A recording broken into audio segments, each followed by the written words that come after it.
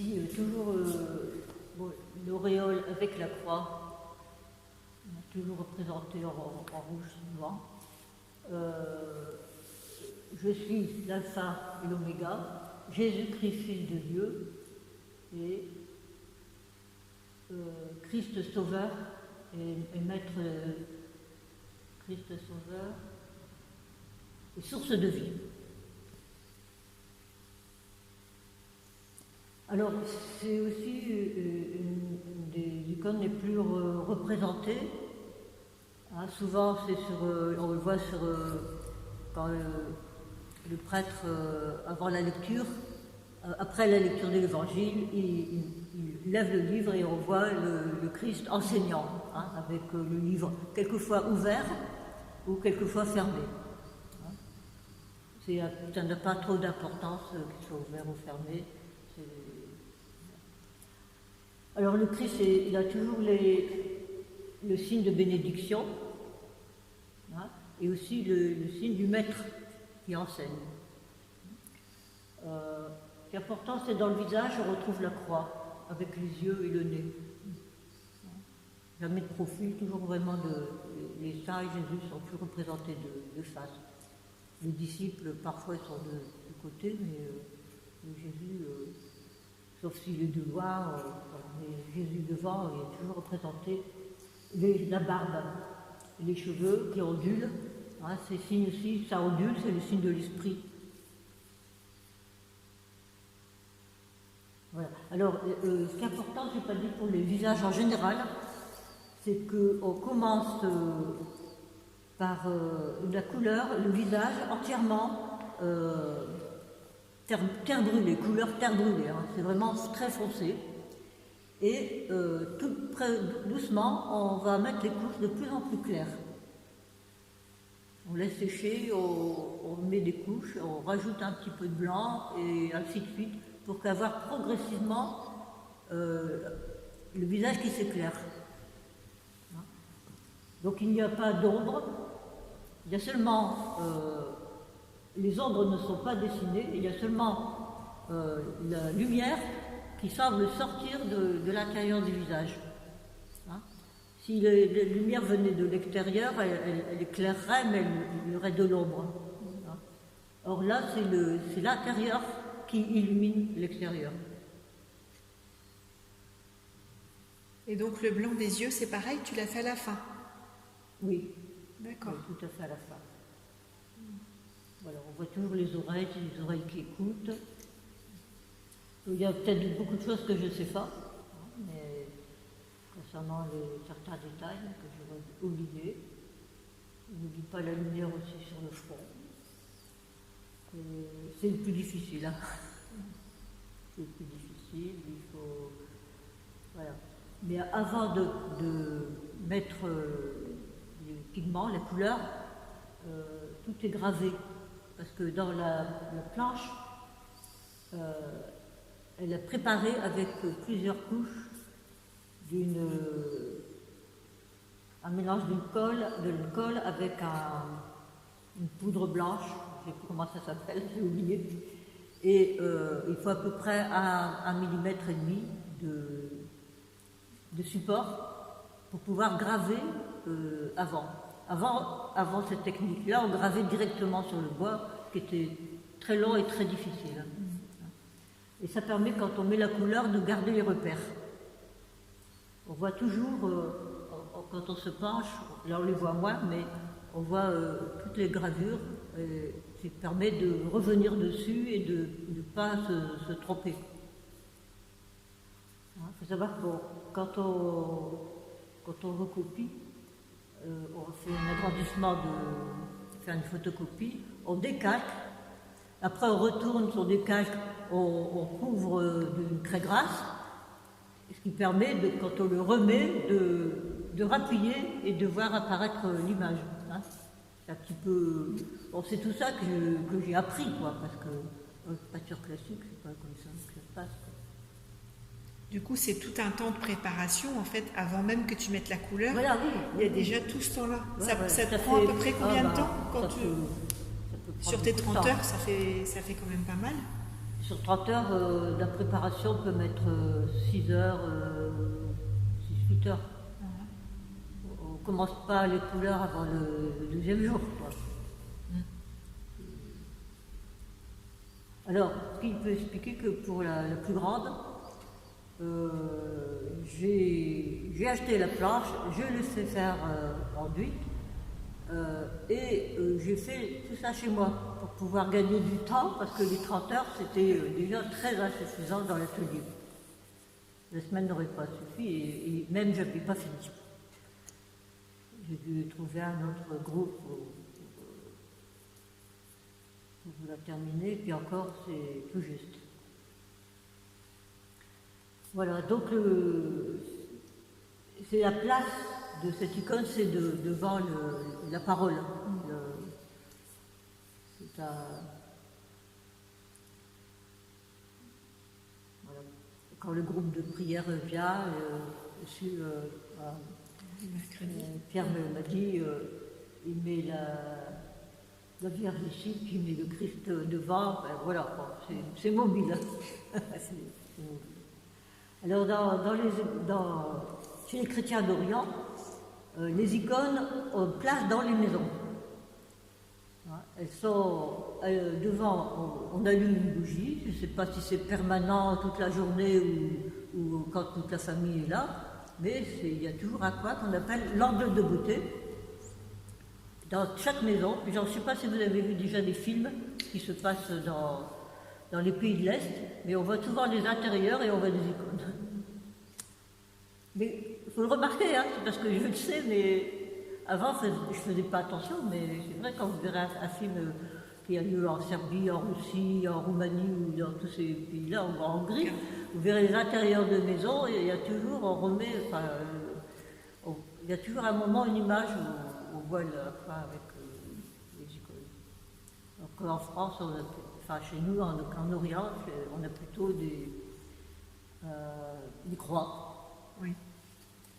Une vierge. Réaliste. Oui. Une peinture réaliste romaine. Hein. Il y a des Christ en croix aussi chez les orthodoxes, mais c'est des croix déjà plein de symboles ornés. Ce serait peut-être aussi intéressant d'en avoir une. Alors, je suis contente, cette église, elle a trouvé des icônes. Il y a des icônes et il y a un sentiment de prière et de fraternité, quoi. Ouais.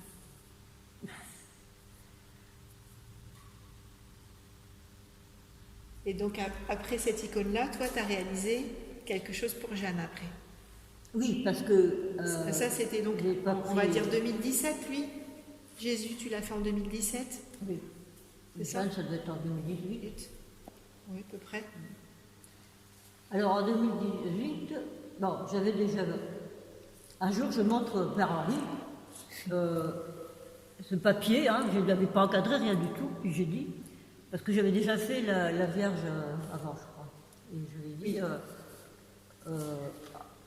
j'avais jamais montré à personne, je l'ai fait depuis 84, elle était dans une Bible. Et puis, je la voyais quelquefois, de temps en temps. Je lui montre, et puis il me dit, tu devrais faire des photos. Alors, je lui dis, oui, mais ça rend pas bien, parce que c'est de la gouache. C'est pas... Alors, c'est pour ça que je l'ai refaite. Et puis, je lui dis, pourquoi et pour qui je la fais. Et puis, je ne savais pas pourquoi. Tout à coup... Je me dis, comme la jeune allait partir, je me dis, tiens, ça peut être un cadeau. Donc quand je l'ai refaite en plus, comment dire, quelque chose qu'on puisse photographier, c'était l'occasion de faire un cadeau et puis de faire des images à tout le monde, quoi. Alors, celle-ci, pourquoi ? Un jour, je ne sais pas pourquoi, ça m'a pris, j'étais à une conférence. Il y a très très longtemps, je fais une formation message. Tu connais ? Non. C'est une formation intégrée sur le 4 feuilles de la foi, qui inclut l'histoire, l'exégèse, la théologie biblique, toutes les entrées, hein, et qui permet de comprendre le chemin depuis depuis Abraham jusqu'à Jésus, jusqu'à aujourd'hui, la pédagogie de Dieu dans l'histoire des hommes. Et il y avait une pâtre qui illustrait, c'était sous forme de montage. Il y avait des montages avec des paysages, avec des peintures, surtout de 4e seuil. Quand on abordait l'Évangile, c'était tout en icônes, hein, mais c'est des icônes modernes que Françoise Burtz avait conçues et avait travaillé pour ce stage. Et donc, j'ai été à une de ces conférences où elle expliquait sa peinture. Et quand je suis rentrée chez moi, je me dis, si j'essayais sa technique un peu d'aller du foncé vers le plus clair. Puis je ne sais pas pourquoi, j'étais disposée ce jour-là. J'ai pris mes gouaches et puis j'ai dit, bon, je vais essayer de faire Jésus et Marie. Et puis, sans trop réfléchir, je me suis retrouvée avec ça. Sans modèle, je me dis, bon, ce modèle, il est comme si elle était à l'intérieur de moi. Et puis, je suis pas, ne sachant pas quoi en faire, je l'ai mis dans ma grosse tobe comme ça, pour la mettre à l'abri de la lumière. Et puis, voilà, elle n'a été ressortie que bien plus tard. Je ne savais pas pourquoi. Et c'est vrai qu'elle n'existe pas dans cette situation-là. Marie, elle est un peu... Là, du coup, elle est tendresse par rapport à ce que tu disais pas tout à l'heure. Pas tout à fait, parce que... alors oui, hein, oui, mais il y a quelque chose d'autre. Pour moi, elle reçoit Jésus, mais elle le donne. Il y a quelque chose d'attachement, détachement qui se passe. Elle le reçoit et elle le donne. Et tout à l'heure, j'ai pensé, c'est le texte d'aujourd'hui, c'est Marie et c'est Jésus qui s'échappe. Il va au temple, hein, au moment du pèlerinage, et les parents cherchent après pendant 3 jours, et elle le retrouve. Et je dis, bah tiens, on a l'impression qu'ils se retrouvent. Oui. C'est vrai. Parce qu'il est grand là déjà, c'est plus un petit bébé, hein. Oui. Déjà, certainement qui marche, quoi. Alors c'est pas l'ado, mais c'est pas non plus le bambin. Oui. Alors je me dis, tiens, ça pourrait être ça pourrait être Marie, elle retrouve son enfant qu'elle avait perdu. Voilà. Bon, c'est aussi... Là, tu vois, je ne savais pas que c'était de toi le dessin. Ouais. Non, parce que je n'ai pas spécialement expliqué, quoi. Oui, oui. Hein. Mais c'est vrai que là, j'avais pris l'habitude de copier, mais là, je ne sais pas. Bon, je dessinais pas souvent, mais bon, c'est venu comme ça. Puis je me suis dit, tiens, comment j'ai fait, je ne sais pas. Ouais. Mais ce que je voulais faire, c'est appliquer les peintures foncées au plus clair, pouvoir faire un essai, quoi. Voilà. Bah, est-ce que tu as d'autres projets maintenant que tu as réalisé les icônes pour l'église? Alors, c'est vrai que quand j'ai commencé, je n'ai pas demandé vraiment à tous les paroissiens, c'était pas possible de demander à tout le monde ce qu'ils voulaient, je demandais à quelques personnes comme ça va les intéresser, quoi. D'avoir plutôt des vraies icônes que des papiers, que sur papier collé. Mais ça coûte très cher. Si on veut commander une icône dans un monastère, il y en a pour 800 € au moins. C'est les religieux qui font ça, en vivent, quoi. Oui. Ils ont besoin de ça. Si on compte en heures, ça fait beaucoup de travail. Pour moi, c'est pas pareil, c'est du loisir, quoi. Il y a du frais, mais c'est pas le plus, quoi. Alors, projet, celle-ci, ça vous intéresse?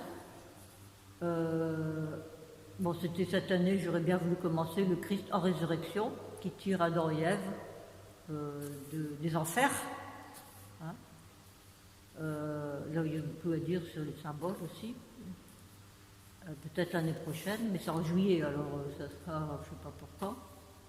Et quel format? Tu vas faire un grand comme la Trinité? Non, je pense que ce serait un format portatif pour que, avec une pochette, pour que le prêtre emmène à Saint-Denis. D'accord. Parce que, bon, les orthodoxes, quand ils vénèrent les icônes, ils ne sont pas comme nous, ce n'est pas des décorations, c'est des objets de vénération. Hein.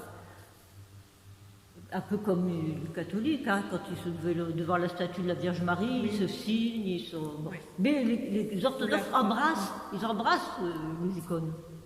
Ils mettent de l'encens, des bougies, enfin, ça a une place un peu différente que pour nous. Donc à la résurrection du Christ, au moment où on fête la résurrection, on se promène, le prêtre se promène avec l'image et il rentre dans l'assemblée et on proclame la résurrection et on porte l'image du Christ ressuscité. Moi j'ai déjà assisté à des rites orthodoxes, des chrétiens catholiques, à ceux qui faisaient une célébration des rites orthodoxes, ils passaient toute la nuit déjà et il y avait la croix et on venait apporter des fleurs sur la croix. Hein, puis après la résurrection, on portait le tableau du Christ ressuscité et on chantait à minuit, quoi. Ça dure des heures chez les orthodoxes, cette célébration. À côté de nous, bon, nous c'est 2 heures, bon. Quand c'est ça peut être 4, 5, 6 heures chez les orthodoxes, hein. Ils ont le temps pour eux célébrer. Sinon, il faudra que j'arrête. Mais il n'y a pas quelqu'un qui a envie de t'en commander une? Ils ne t'ont jamais demandé? De faire pour quelqu'un? Oui. Il y a quelqu'un de la paroisse quand tu... Je ne ferai pas pour des particuliers parce que à ce moment-là, je considérerais que c'est un travail. Ouais. Mais tu vois par exemple la salle familiale là, qui va être faite, il va y avoir peut-être un petit coin aussi... Je réfléchis, je me suis dit... s'il y a quelque chose, ce serait peut-être... Mais alors là, les paroissiens choisiraient une image, une représentation, quelque chose, que je fasse directement sur le mur.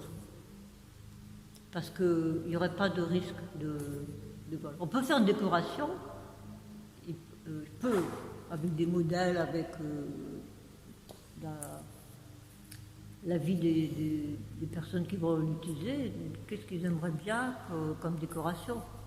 Mais pour éviter, parce qu'on va laisser la clé, on ne sait pas quelquefois qu'il peut tomber, peut-être qu'il vaudrait mieux faire une décoration directement.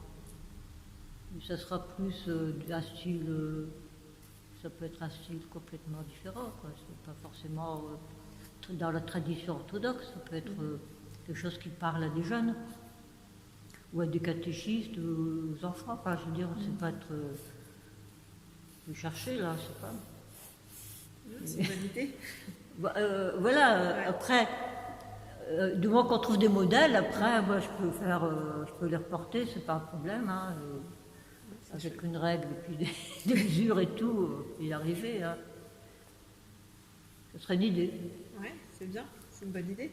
Donc, ce qui est important, c'est de voir qu'il y a une relation d'amour et d'accueil et de convivialité. Et de le vivre dans sa vie, parce que si cette icône peut nous aider, c'est bien, mais je veux dire, c'est pas...